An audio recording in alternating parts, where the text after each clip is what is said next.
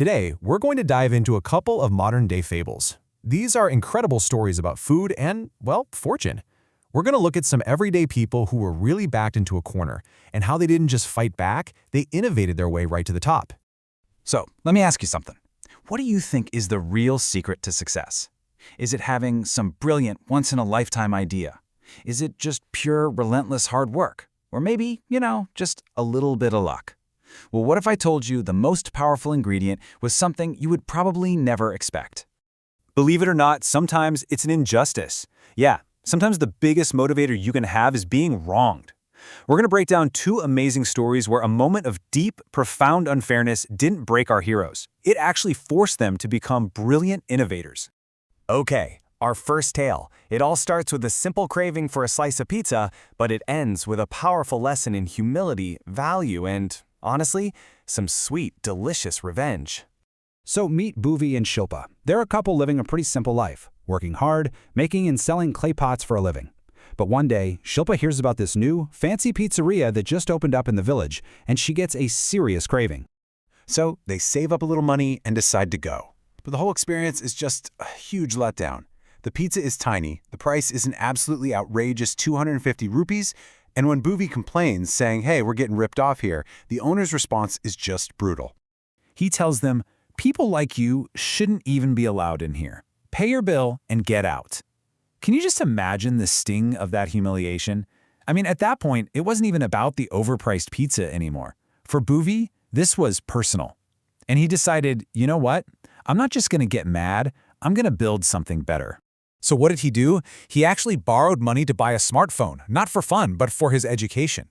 He spent days and days on YouTube learning everything he could about making pizza. Then he and Shilpa built their very own wood-fired stove. And here's the stroke of genius. He combined his old life with his new passion. He invented something called the matka pizza, baked directly in his own clay pots. And this is where the story gets really good. Because Bhuvi didn't just copy his rival. Oh no. He completely out-innovated him. Remember that tiny, overpriced pizza for 250 rupees? Well, Bhuvi started offering a huge, delicious matka pizza for just 100. See, he wasn't trying to be greedy. He was focused on giving people real value, great food at a fair price. And wow, did the people respond. The whole village started lining up. He and Shilpa were soon selling over 100 pizzas every single day. Their little stall became the talk of the town, while that fancy pizzeria across the way, well, it started to get pretty quiet.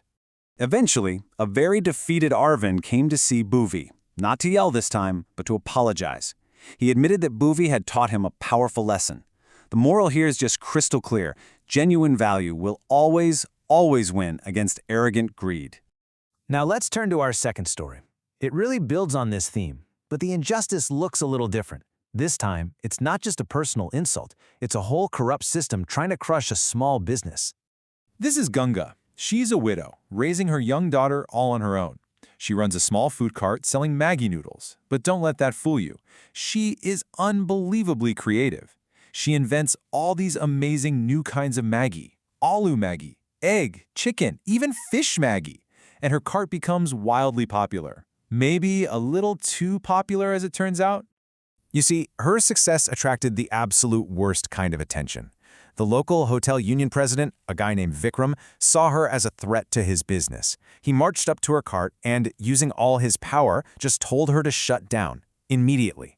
All because her sales were too high and hurting the union hotels. It was just pure intimidation. With all his connections, he left her with no choice. Ganga was forced to pack up her entire life and leave the village. Totally heartbroken, with no idea how she was going to provide for her daughter. This was her absolute rock bottom. But, as we're learning today, sometimes the end of one road is just the beginning of a much better one. And what happened to Ganga next? Well, it changed everything. So while she was out looking for work, she stumbled upon a school picnic. But she could tell right away that something was wrong. All the kids were hungry and they looked so sad. It turns out the truck that was supposed to deliver their lunch had crashed. Now, in that moment of crisis where most people would see a problem, Ganga didn't. She saw an opportunity. She offered to cook her amazing Maggi for all the children, and of course, they were overjoyed. The teacher was so incredibly grateful that he made her a promise right then and there. He would tell every local school about her, and she would become their go-to person for all their picnics. And just like that, her business wasn't just saved, it was reborn. She started catering to all the school picnics, a market that was stable, reliable, and completely outside the control of that corrupt union.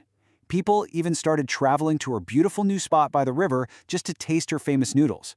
Her biggest setback became her greatest advantage. So there you have it, two very different stories, right? But they share one powerful, undeniable theme. Let's pull it all together and really unpack what these modern fables can teach every single one of us. Okay, let's just quickly compare their paths. Boovie, on one hand, faced this deep personal humiliation, and he channeled all of that anger into creating a better product. He didn't try to play the fancy restaurants game, he made up a whole new one they couldn't even compete in. Then you have Ganga. She was up against systemic corruption, and she pivoted. She found an entirely new market. She didn't just survive the shock, she used it to become even stronger. Ultimately, what these stories really show us is that a great business isn't just a clever plan on a piece of paper. No, it's forged in resilience. It's about providing real, honest value. And it's about having the vision to see an opportunity where everybody else just sees an obstacle. And that leaves all of us with a final thought. Just look around your own life, your own world. What frustration, what unfairness, what obstacle are you facing right now? Could that be the spark that you need for your next great idea? It's something to think about.